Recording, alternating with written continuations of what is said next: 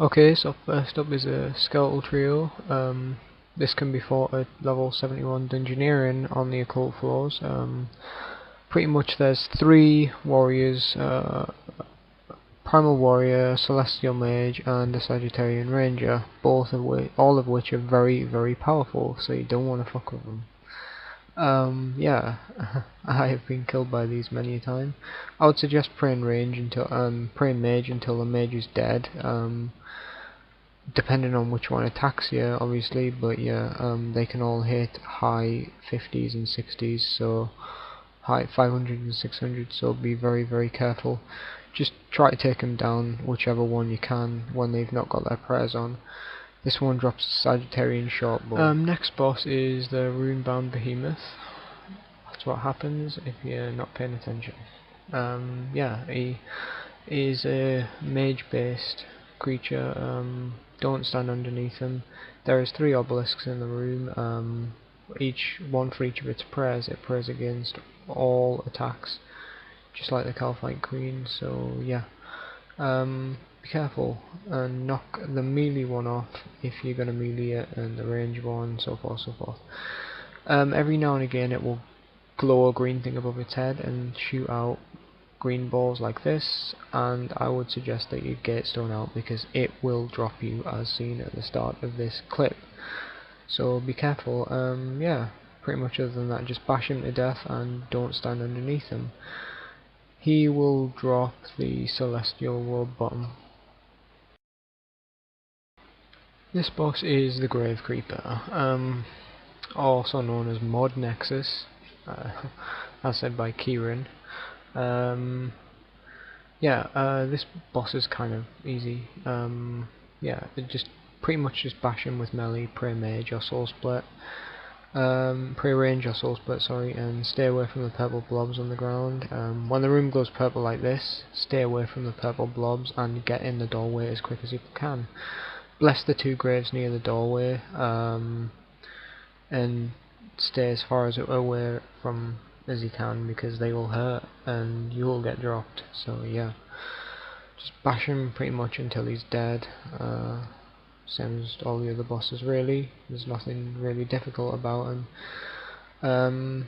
Blessing the graves just stops the things from splattering all near you, so you might want to do that if you want. This boss drops a primal chain body. This boss is the Necrolord. Pretty easy boss.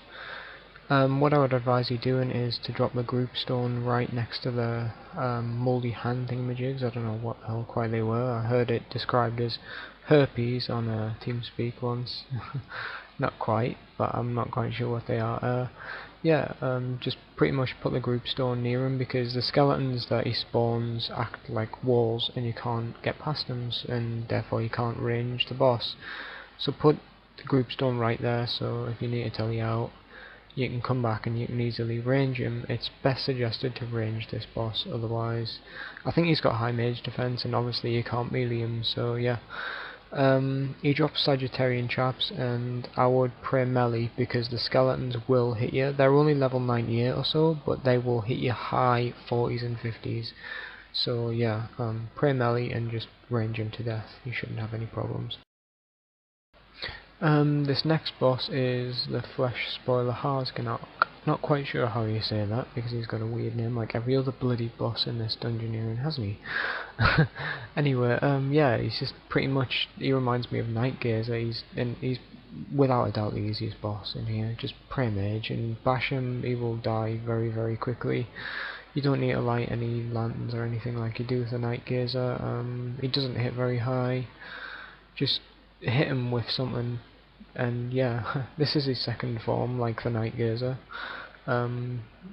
Just pretty much bash this form as well. I will pray melee against the little minions that he spawns, because those things can hit quite hard sometimes, but nothing too lethal.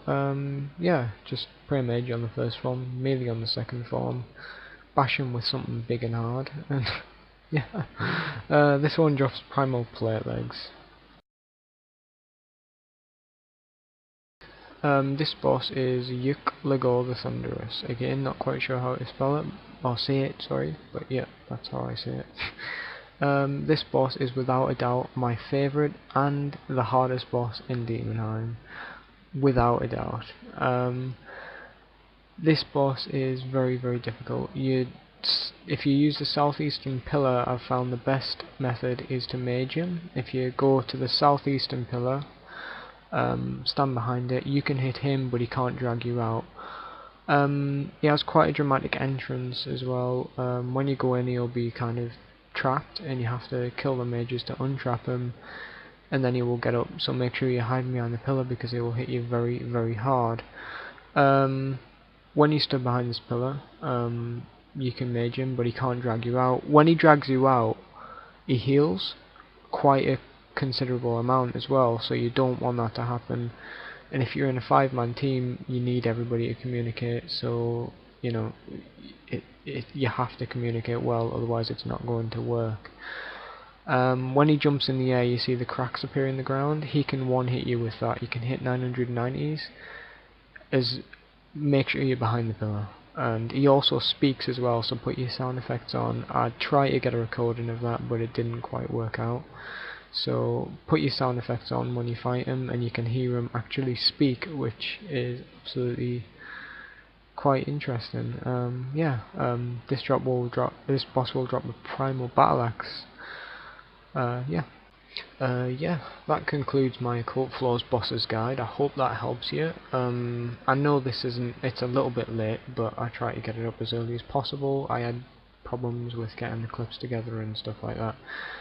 Thanks to everybody who dungeoneered with me, and I will be doing another guide on the new bosses when Batch 3 is released, so subscribe and I will try and get that out as soon as possible, I promise.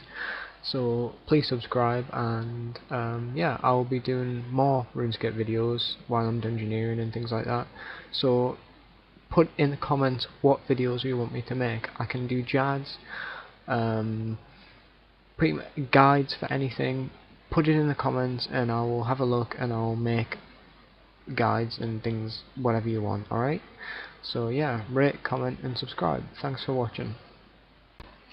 And just to know, I will also be doing a bank video once I hit 1,000 subscribers, so get subscribing, and if you want, get your friends to subscribe. And yeah, as soon as I hit 1,000, I promise I will do a bank video. I know I haven't done one in a while, so I'm sure you'd like to see that. Well, I don't know, would you? Subscribe.